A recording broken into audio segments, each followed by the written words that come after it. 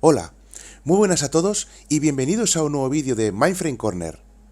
Este vídeo lo hago por la petición de varias personas que quieren que explique un poco más en profundidad el ACS o el Access Client Solutions, así que espero que este vídeo les ayude a sacarle mayor provecho. Como todos sabéis, el ACS es un sustituto del IBM iSeries Access que daba servicio hasta la versión 7.1 del sistema operativo.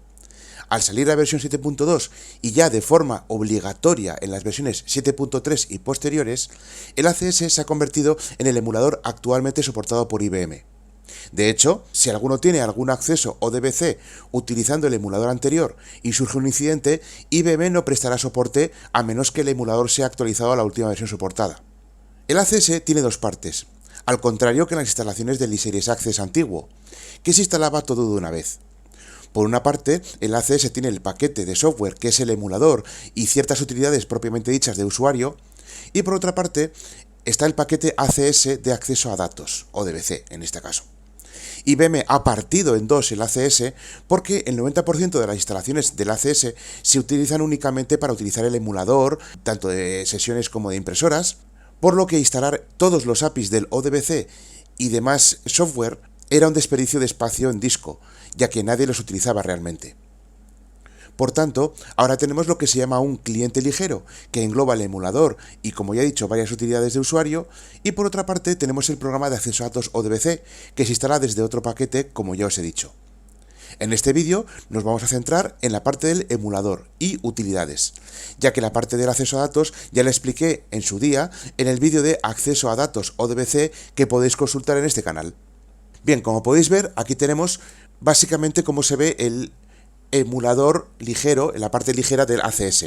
Tenemos aquí un cuadro llamado general, un cuadro llamado base de datos, un cuadro llamado consola y por último un cuadro llamado gestión. Bien, vamos a empezar por el primero de ellos, que es el de gestión, ya que aquí tenemos las configuraciones del sistema por si queremos crear una nueva conexión. En este caso concreto, si hacemos clic sobre configuración del sistema, podemos añadir con un nuevo el nombre de la S400 a que queremos conectar, ¿no? Ponemos aquí el nombre o la IP de la S400 y una descripción. Podemos utilizar SSL para conectarnos y podemos hacer con una serie de credenciales la conexión a la partición o al sistema standalone AS400. También tenemos aquí una pestaña consola que podemos poner la IP de la consola HMC a la que tenemos que conectarnos, y aquí tenemos incluso una pestaña que nos da la opción de copiar las claves SSH para establecer una conexión SSH entre la S400 y nuestra máquina. En este caso concreto vamos a darle a cancelar porque ya tengo creada esta conexión que es iSeries. Si yo aquí la edito, podéis ver que la máquina se llama iSeries porque realmente resuelve el DNS el iSeries. ¿Cómo lo comprobamos? Pues mira, si yo abro aquí una ventana de comandos y hago, por ejemplo, un ping a iSeries, nos tiene que devolver la IP de la S400 que tenemos ahora mismo, que en este caso es 192.168.1.100. Entonces aquí basta con poner iSeries y el sistema resolverá la dirección. Y tenemos puesto que utilice SSL. Esta imposición de SSL la expliqué en un vídeo anterior también, en el que explicaba cómo cifrar las conexiones punto a punto SSL para no utilizar el puerto 23, que es un puerto no seguro, y en el cual cualquier hacker o cualquier ataque man in the middle podría coger los passwords o los usuarios del acceso a las sesiones. Entonces, de hecho aquí, si veis en la consola, veis que aquí abajo hay un candado cerrado con un 128. Este es el cifrado SSL que tenemos ahora mismo en acceso. Y como podéis ver aquí, se ve el nombre de la máquina a la que estamos conectados y el puerto, que es el 992, que es el que utiliza el SSL para la conexión, no es el puerto 23, que es el puerto que se utiliza en las sesiones Telnet normales. Bien, si vemos la siguiente pestaña, vemos que utilizo por defecto el usuario que uso Cofr para entrar. Aquí en consola he puesto el nombre de host de servicio, es decir, la consola LAN de operaciones, que tiene su IP configurada. Y aquí en la parte de ese case no he creado nada todavía porque ya os digo que de momento en esta conexión solo utilizo SSL para conectarme y no utilizo SSH. Bien, aquí le damos a aceptar y volvemos a la ventana. Aquí hay otra serie de botones, por ejemplo, el de localizar la consola. Esto, por ejemplo, si no nos acordamos de cuál es la IP de la consola de operaciones, es decir, la consola maestra de la máquina, que ya sabéis que es la consola más importante que tiene la máquina para poder hacer SAE 21 y otro tipo de operaciones con herramientas de servicio dedicado, etcétera. Claro, vamos aquí a localizar consola y dentro de nuestro rango, si le damos a buscar, ya veis que ha detectado una dirección IPv6 por un lado y por otro lado la dirección IP que tenéis aquí, que es 192.168.1.110. Veis que esta es la misma dirección que tengo en edición consola. Ya veis que es la misma dirección que tengo configurada. En esta red también tenemos IPv6, pero no lo utilizamos. Bien. Una vez que hemos visto la configuración del sistema, es cuando podemos hacer uso, volviendo aquí a este panel, de gestor de sesiones del 5250 o un programa de utilidad de análisis del HMC. El gestor de sesiones 5250 lo único que es como cuando en el eSeries Access elegías la opción emulador y te abría una ventana con las diferentes emulaciones que tenías cargadas. Aquí yo solo tengo una, que es la de eSeries, que es el mismo. Ya veis que es el mismo entorno que tengo configurado. Aquí podría crear una sesión de impresora nueva, crear una sesión de pantalla nueva, etcétera. No voy a entrar tampoco aquí porque entonces el vídeo se va a hacer larguísimo. Pero bueno, para que sepáis que existe el gestor de sesiones, que es el antiguo gestor de emulador que tenía el eSeries Access. Cierro aquí. Y el programa de utilidad de análisis de HMC no está activo en este momento porque yo ahora mismo la conexión que tengo con esta máquina es una conexión directa. La máquina es una máquina standalone sin HMC ni tampoco particiones, más que la única partición que es la que está funcionando. Entonces, esta opción no la podemos utilizar en este caso. Si tuviéramos un HMC directamente, este emulador hablaría con el HMC que tuviéramos en la instalación y recogería datos de las particiones, datos de rendimiento y te calcularía en un gráfico muy bonito cómo tienes la instalación en este momento. Pero bueno, no es el caso. Bien, siguiente pantalla. ¿Veis que es la parte consola? La consola solo funciona siempre y cuando tengamos aquí en la configuración del sistema la pantalla, aquí en edición consola, este parámetro activo. Ojo, no todas las emulaciones tienen que tener consola. Es decir, yo tengo la consola configurada en mi máquina porque mi máquina es la máquina de administración. Pero, por ejemplo, una máquina de una persona contable o de un almacenero o tal, no necesita tener esta configuración de consola porque él nunca va a necesitar un acceso a la consola de la máquina. O sea que este valor lo tendría en blanco. Por lo tanto, si cancelamos aquí y volvemos a la pantalla inicial, la consola 5250 solo funciona en el caso de que tengamos habilitada dicha consola. De hecho, si la abrimos, nos va a pedir el usuario y contraseña, como siempre, por defecto son 8 unos de usuario, 1, 2, 3, 4, 5, 6, 7, 8, y 8 unos de password, 1, 2, 3, 4, 5, 6, 7, 8. Y veréis como aquí, si hago aceptar, se abre una consola, veis que es el DSP01, y esta es la consola de la máquina, y ya veis que incluso tenemos una marca de agua que nos está diciendo que esta es la consola de la máquina ahora mismo. Así que nada, la vamos a cerrar, y esto es simplemente para que veáis que yo tengo acceso a la consola de la máquina y puedo poner, por lo tanto, la máquina de estado restringido y realizar copias de seguridad desde este punto. Así que cerramos aquí y volvemos a la pantalla principal. Panel de control virtual, esto es exactamente lo mismo que la consola. Como tenemos configurada la consola, también tenemos un acceso para poder acceder al panel de control y realizar ciertas operaciones con él, que no tenemos por qué estar delante de la máquina y poner los botones de flecha arriba, flecha abajo y enter para elegir las diferentes opciones del panel. Entonces vamos aquí, pinchamos el panel de control virtual y nos sale esto. Me voy a poner un poquito más grande. Tenemos aquí pues la modalidad de IPL, que ahora mismo está en normal. La podríamos cambiar a manual. El tipo de IPL es el tipo B, que está conectado. El usuario de herramientas de servicio ya nos ha cogido los 8 unos de antes. Ya aquí nos dice la máquina, modelo, número de serie, etcétera. Y aquí tenemos un log de los códigos de arranque desde el principio, desde que se arranca la partición propiamente dicha, con C600, aquí todos los códigos de arranque, C600, luego tenemos aquí los C900, que son los códigos de arranque del sistema operativo, hasta que al final, digamos que ya no hay un código, o sea, que el código está a 0, y nos muestra el 01BN. Básicamente esto sería para utilización únicamente de personal de sistemas. Un usuario de a pie no necesita por qué tenerlo. Pero bueno, os lo explico para que sepáis que existe. Cierro esto. Y por último, la interfaz de gestión de hardware está relacionada con la HMC. Nuevamente, como no tenemos la HMC configurada en esta máquina concretamente, pues no la utilizamos. Bien, vamos aquí a saltar a general, que es lo que más nos interesa. El emulador 5250 es esto que estáis viendo aquí. Ya veis que es la ventana de siempre. Y desde aquí, esto es lo que todos conocéis. Saltando con un usuario de costumbre, llegamos a nuestra máquina y podemos hacer las operaciones que queramos dentro del emulador. Por otra parte, creo que en algún otro vídeo lo he explicado por encima, pero tenemos aquí un sistema de archivos integrado en el cual, si yo hago clic sobre él, nos levanta, digamos, nuestro home del IFS, y desde aquí podemos acceder hacia otras. Por ejemplo, aquí, mira, tenéis aquí incluso la carpeta de Minecraft de cuando hicimos el vídeo de cómo montar un servidor Minecraft. O sea, para que veáis que aquí tengo metida morralla, pero por un tubo. En fin. Y esto está muy bien porque en cualquier momento yo puedo entrar aquí en esta carpeta y cogerme este Spigot, este fichero jar, y yo me lo puedo descargar. ¿A dónde me lo descargo? Pues me lo va a descargar al escritorio. No, mejor me lo descargo a una ubicación. A documentos, aquí mismo. Le hago abrir y aceptar. Y como veis, me acabo de bajar un fichero Java a mi carpeta de documentos. De hecho, si abro la carpeta de documentos, aquí lo veis. Aquí está instalado.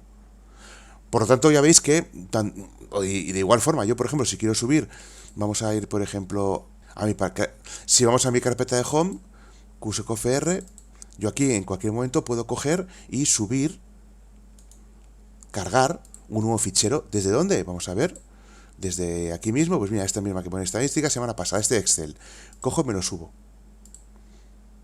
Y ya lo tengo aquí en mi home sin ningún problema. Ya veis que es muy sencillo para transferir ficheros del IFS de la S400 al PC y del PC al IFS de la S400.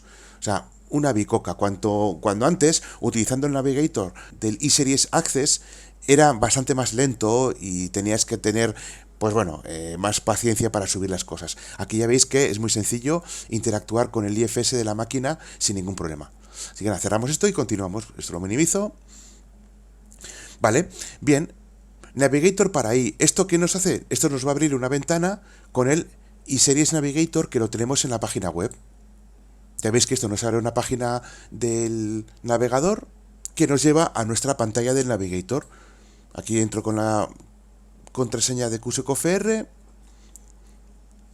y esto nos abre pues el entorno Navigator que ya expliqué en un vídeo anterior cómo funcionaba. Así que bueno, sin más, finalizamos la sesión y cerramos la ventana. La siguiente opción, que es también muy interesante, es la de transferencia de datos. Esta utilidad nos viene muy bien porque podemos acceder tranquilamente a los objetos y miembros de bibliotecas de bases de datos. Por tanto, por ejemplo, lo que yo quiero es descargarme un fichero físico de una base de datos en formato de valores separados por comas para que luego poder tratarlo en un Excel, podemos hacerlo. De hecho, os lo explico. Entramos en la transferencia de datos y aquí aparece, ¿qué quiero? ¿Descargarme desde el IBMI o quiero subir al IBMI? Bueno, pues vamos a hacer la primera opción, desde el IBMI.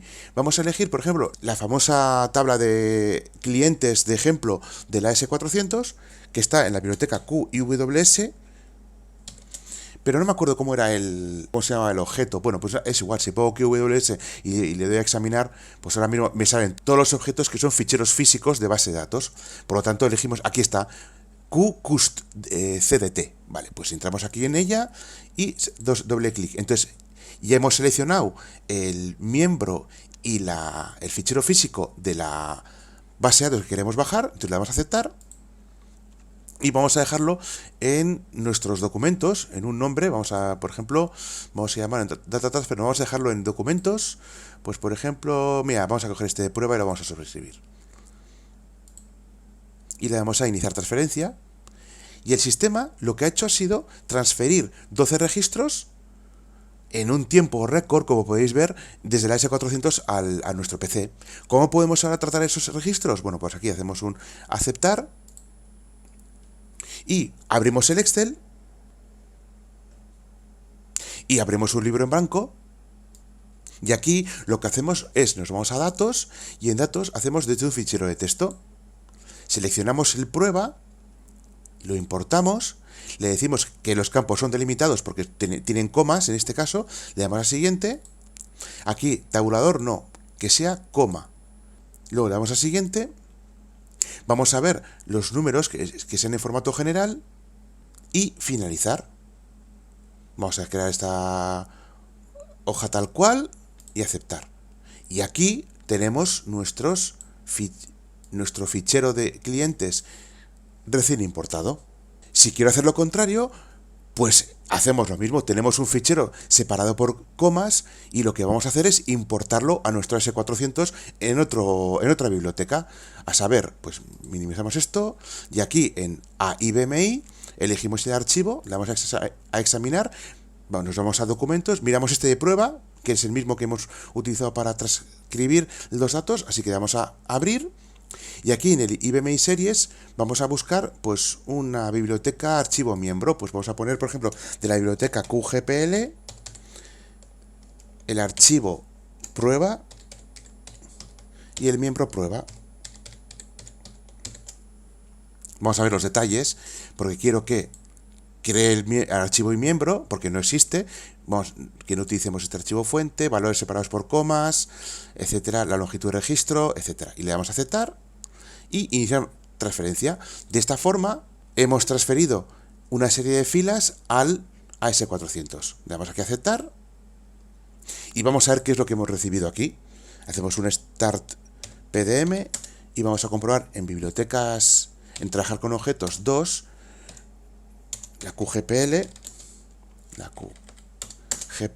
y vamos a ver que tenemos que tener aquí un fichero prueba. Aquí tenemos un prueba con una serie de registros. Bueno, en este caso concreto lo que ha pasado ha sido que ha puesto los registros consecutivos en vez de ponerlos en fila, porque claro, hemos creado un fichero plano de texto. Entonces, ahora lo que habría que hacer, una vez recibido este fichero, es crear un programa RPG que delimite cada uno de los campos y que los incluya dentro de un fichero físico. Pero bueno, esto sería otro vídeo y otro debate. En fin, esto simplemente yo os lo quería enseñar para que sepáis que se pueden transferir ficheros desde y hacia el AS400 de forma rápida. Así que nada, salimos de aquí y salimos de aquí. ¿Desea guardar solicitud? No. No. Bien, de aquí solo nos quedan dos cosas. El terminal SSH, lo que hace esta opción es llamar a nuestro emulador SSH, que en mi caso concreto es el PuTTY porque es el que tengo instalado. Pero claro, yo si en cuanto lo llame y haga un terminal SSH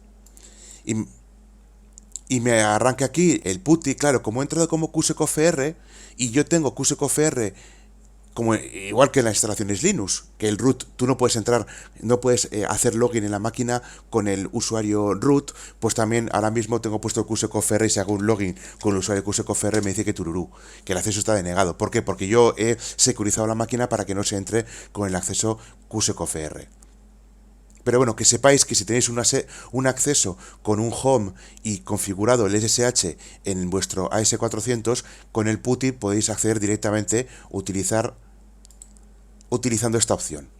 Y por último, y esta es la opción que más me encanta, que es la que estoy haciendo que todos los usuarios se olviden de emulaciones de impresora y de impresoras físicas y se vayan a la impresión virtual o impresión PDF, es esta, es salida de impresora. Esto nos abre nuestra cola de salida como usuario QSCOFR.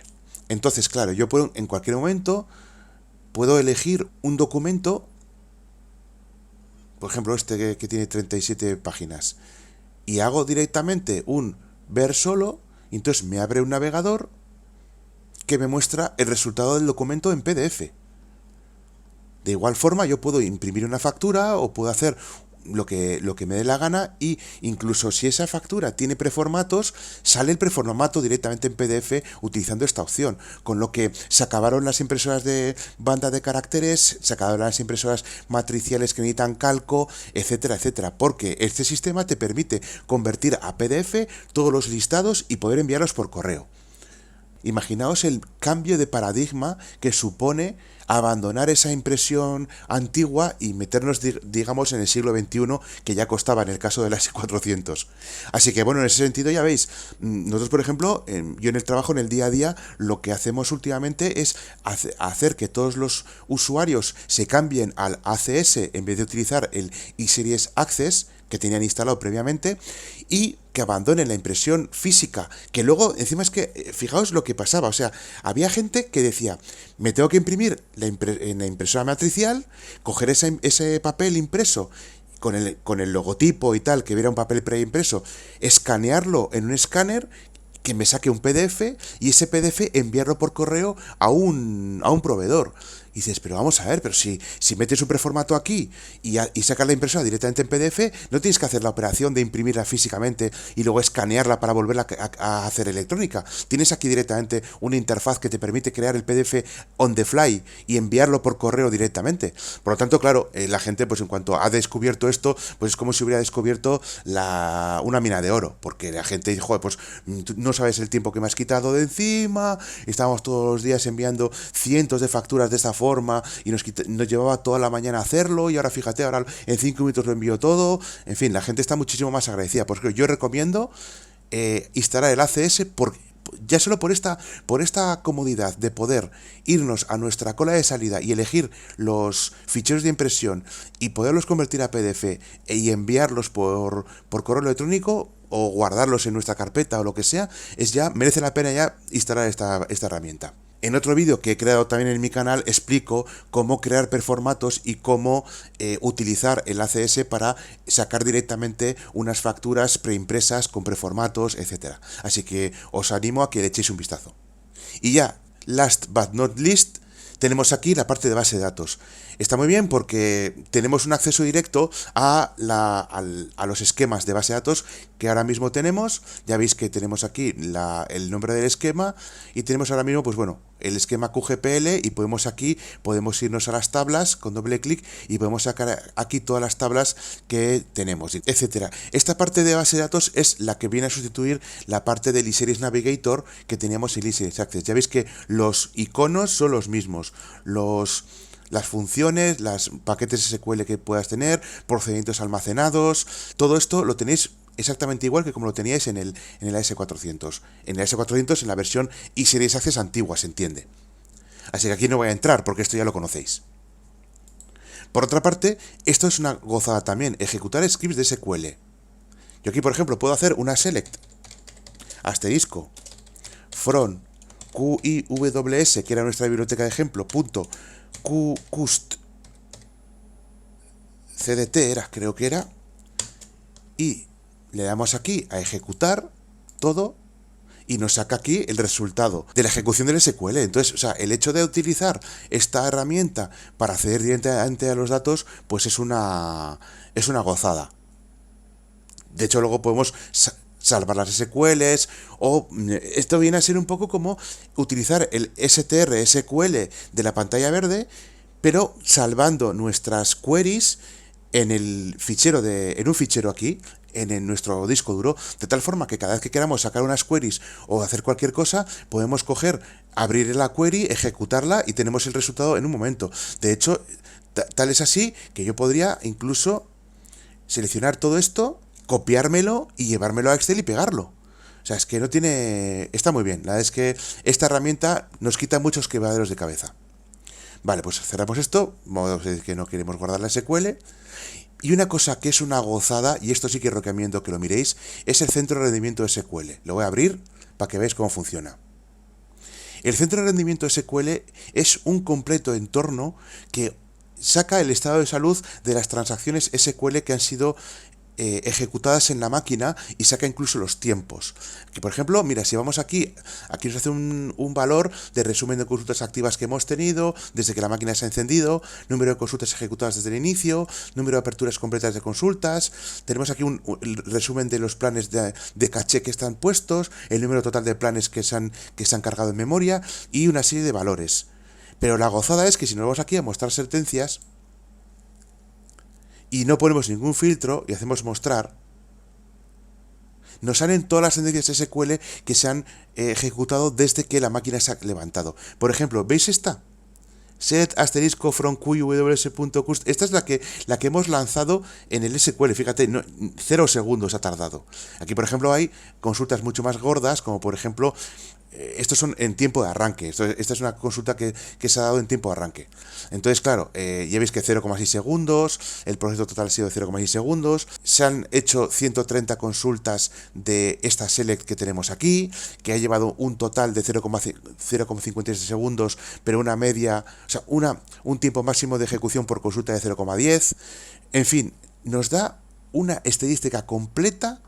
Ya no os digo nada si utilizamos filtros que tenemos aquí, de cuáles son las consultas que más dañan nuestra máquina, de cara a poder coger esas consultas y poderlas de alguna forma, como diría, mejorarlas, o crear cursores, o crear una serie de utilidades SQL que nos ayuden a que la máquina no tenga tanta carga a la hora de consultas. Entonces, ya os digo, esta herramienta es la cojo solución para aquellos administradores de base de datos que necesitan saber el rendimiento que están obteniendo de la máquina, en este caso desde que la máquina se encendió. Yo puedo, por ejemplo, aquí poner un filtro de que las sentencias ejecutadas después de esta fecha y hora. O sea, yo puedo decir, pues mira, si he lanzado, imaginaros, un batch a las 5 de la tarde, yo puedo cambiar esta fecha y poner aquí que a partir de las 5 de la tarde me tome datos del rendimiento de las consultas SQL que están en máquina. Y aquí nos saldría una lista de las consultas más pesadas, el tiempo que han llevado cada una, etcétera, etcétera, y nos puede dar